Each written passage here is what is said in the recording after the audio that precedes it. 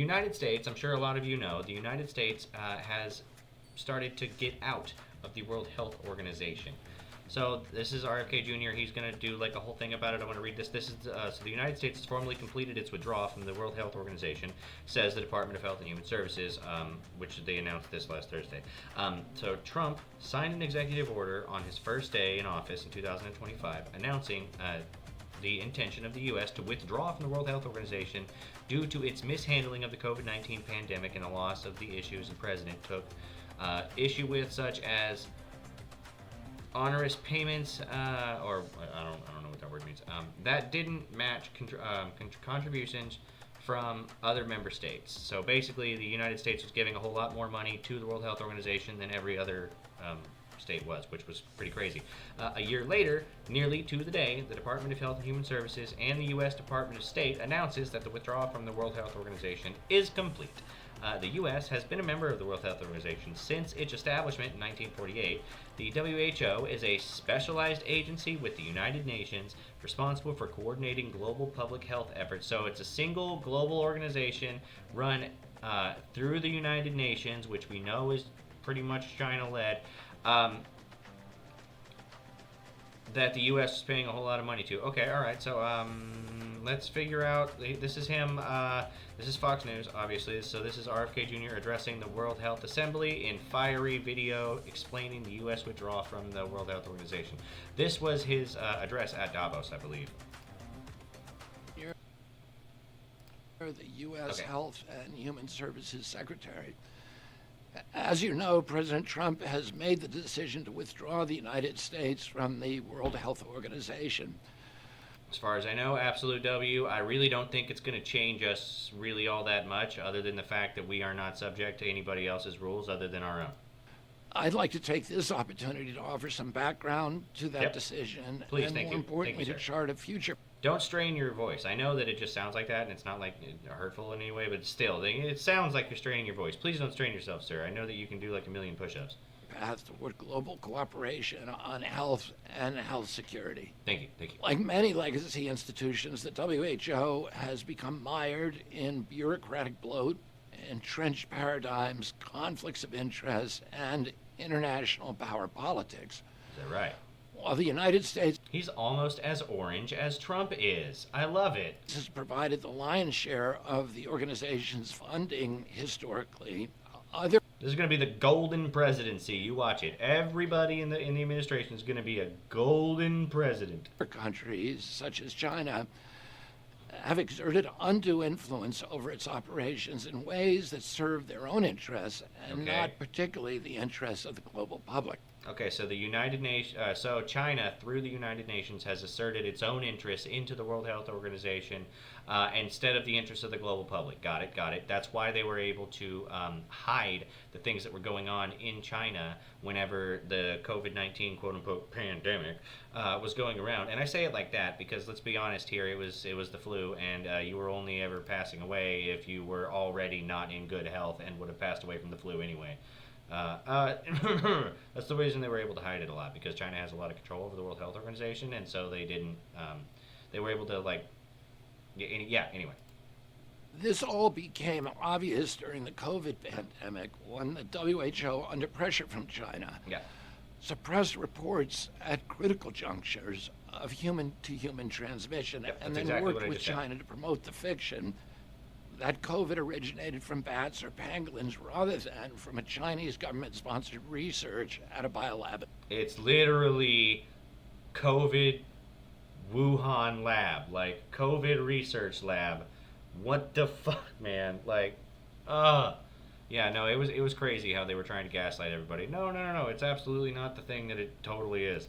In Wuhan. Not only has the WHO capitulated to political pressure from China, it often acts like it has forgotten that its members must remain accountable to their own citizens and not to transnational or corporate interests. Now, I believe that for the most part, the staff of the WHO are conscientious people who sincerely believe in what they're doing. And indeed, the WHO has, since its inception, accomplished important work, including the eradication of smallpox. Too often, though, WHO's priorities have increasingly reflected the biases and interests of corporate medicine. Too often, it has allowed political agenda. Are we on the side of big pharma now? Is that it? Like, in order to stick it to Trump, we're going to be on the side of big pharma now? Really? Is that what we're doing? It's not what we're doing. Not what we're doing over here at the Cestro Channel. Definitely subscribe. Is like pushing harmful gender ideology to hijack its core mission. And too often it has become the tool of politics and turned its back on promoting health and health security. Global cooperation on health is still critically important to President Trump and myself. Fair enough. But it isn't working very well under the WHO, as the failures of the COVID era demonstrate.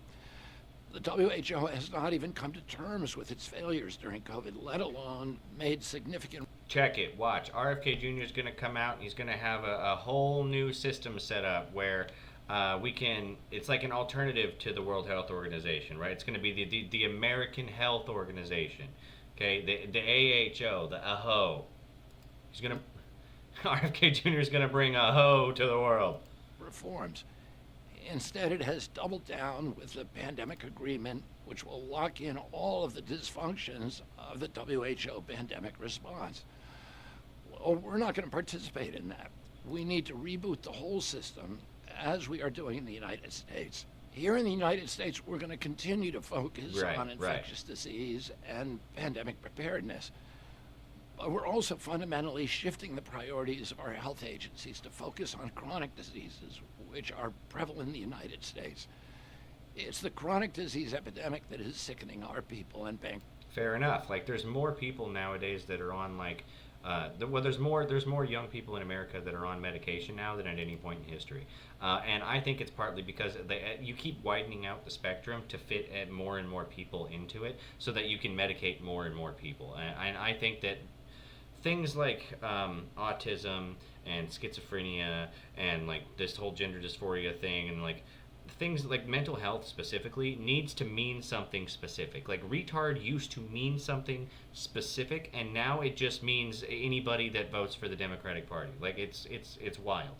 Autism used to mean something specific. Down syndrome used to mean something specific, right? Like, and I think that the fact that we keep changing words and the fact that we keep adding things onto a spectrum and then widening and then keep widening out the spectrum is really causing a problem in today's society, because where once people were just a little bit odd, now they are some protected class that needs to be heavily medicated like 7 times a week, or they just can't function, right? Like, it's wild. The fact that anybody can have a quote-unquote learning disability is crazy to me. Corrupting our healthcare system. We're now pivoting to make our healthcare system more responsive to this reality. We're going to make healthcare in the United States serve the needs of the public instead of industry profit-taking. We're removing food dyes and other harmful additives from our food supply. Great. We're investigating the causes of autism and other chronic diseases. You know, like Tylenol. Oh my God! Did you guys see the new like food pyramid where they just flipped the whole thing upside down? Like it looked like the South Park episode where they just took the food pyramid and then they flipped it upside down. Now that said, I'm not disagreeing with the way that they did it, because I also think that you should your body should live on proteins more than fats. I do think that. But it is kind of funny how they did it, right? And I think that they did it on purpose. They didn't have to do it that way. I think they did it on purpose. We're seeking to reduce consumption of ultra-processed foods, and we're going to support lifestyle changes that will bolster the immune systems and transform the health of our people. Few of these efforts lend themselves easily to profits or serve established special interests.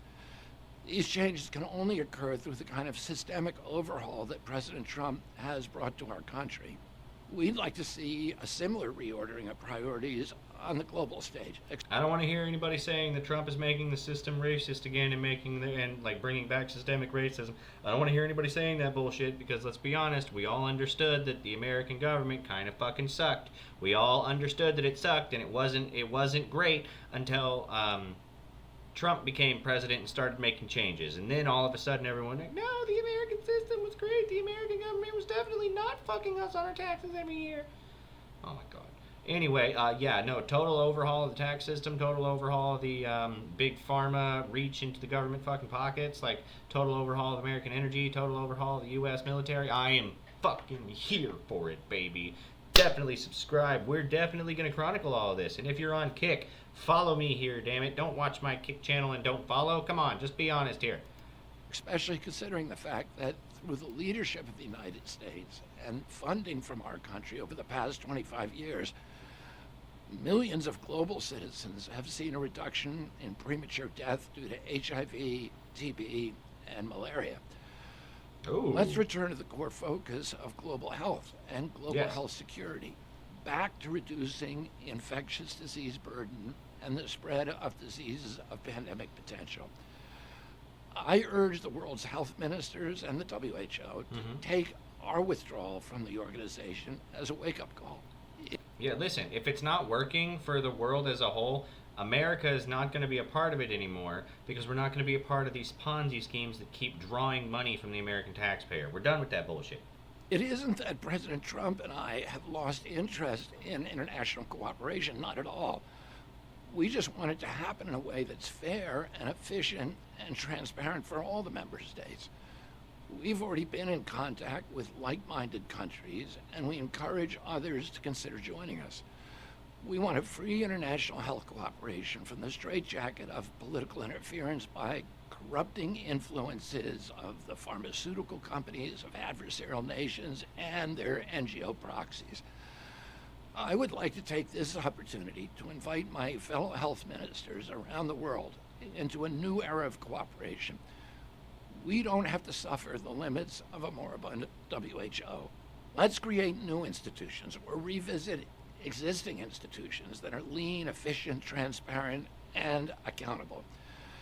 Whether it's an emergency outbreak of an infectious disease or the pervasive rot of chronic conditions that have been overtaking not just America but the whole world, we're ready to work with you. Thank you, and may God bless you, and let's all pray for the health of our children and our grandchildren. Okay, so what I'm getting from this is that the U.S. is tired of getting fucked. Yeah, so what I'm getting from this is that the U.S. is tired of getting fucked. The U.S. is tired of being part of organizations that serve the interests of other countries, and I'm fine with that, right? So, obviously, you're going to have some people that are out here that are causing trouble, that are definitely rebelling against the federal government. We have a lot of that going on in Minnesota right now, a lot of that going on in New York with the socialist communist Zoran Mamdani, and we haven't covered California for a little bit, so I'm going to bring that up because California decided to join the World Health Organization, or at least that network, in a rebuke of Trump. He doesn't like the fact that we left the World Health Organization because that looks like a pretty good optics thing that he can jump on because he wants to put his bid in for president in 2026. It's going to be him and AOC, man. I'm telling you. It's going to be him and AOC. Watch. You watch it. I'm telling you. And I can't wait because they're going to get fucking slapped in the mid. It's going to be wonderful. Anyway, so from Sacramento, California, Gavin Newsom said Friday that California is joining the World Health Organization's Global Outbreak Alert and Response Network, making the state's first formal partnership with the World Health Organization's International Public Health Arm, and the latest move by the governor to cast California as a counterweight to the Trump administration's health policy agenda. Dude is spending millions of dollars of his state's taxpayer money to literally fight back against the federal government. If this is not an insurrection, I don't know what is. People claimed that January 6th was a violent insurrection. This is a whole ass legal and I don't even know if it's legal or not because honestly sanctuary cities are illegal, or at least should be. But this is a whole ass insurrection, like from a bureaucratic standpoint. Like, what the fuck is happening? We can't allow this bullshit to happen.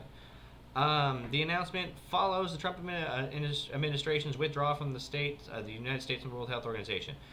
Quote, "We will continue to foster partnerships across the globe and remain at the forefront of public health preparedness," unquote, says Gavin Newsom in the statement.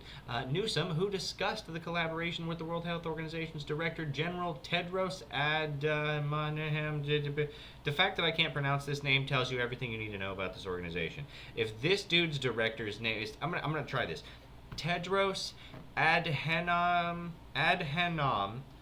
Ghebreyesus. Tedros Adhanom Ghebreyesus.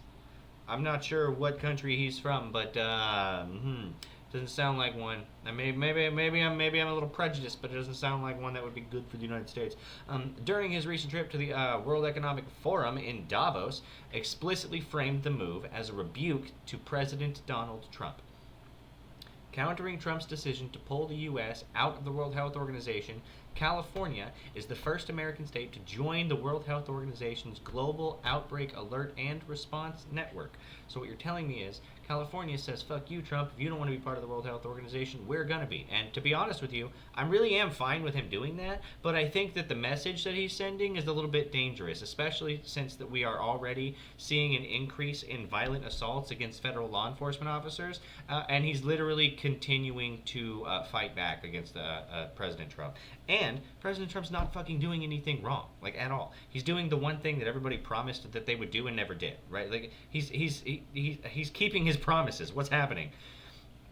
The partnership builds on a series of health initiatives Newsom has rolled out in recent months amid what his office casts as gaps in federal health care leadership. There are no gaps. The only gap is the fact that we are no longer providing health care paid for by the taxpayer to non-citizens in this country, okay? Now, we know that you don't give a shit about the United States or the citizens or the legal taxpayers. Why? Let me remind you guys. Let me remind you what he did whenever Chinese Communist President Xi Jinping decided to show up in California. Let me remind you what he did. Now, California is famous for having a homeless person problem and literal shit on their streets, right? But as soon as the Chinese president showed up, this is what they did. How you doing, man? Hey. My name's Trevor. Nope. All right. This. Streets of San Francisco littered with Chinese flags for Xi Jinping's arrival. They lined the streets with Chinese flags, kicked all the homeless people out, spray painted the grass, and got all the shit on the streets. Not one American flag in sight. There is not a single bit of American pride in San Francisco whenever this guy decided to show up. This communist dictator showed up.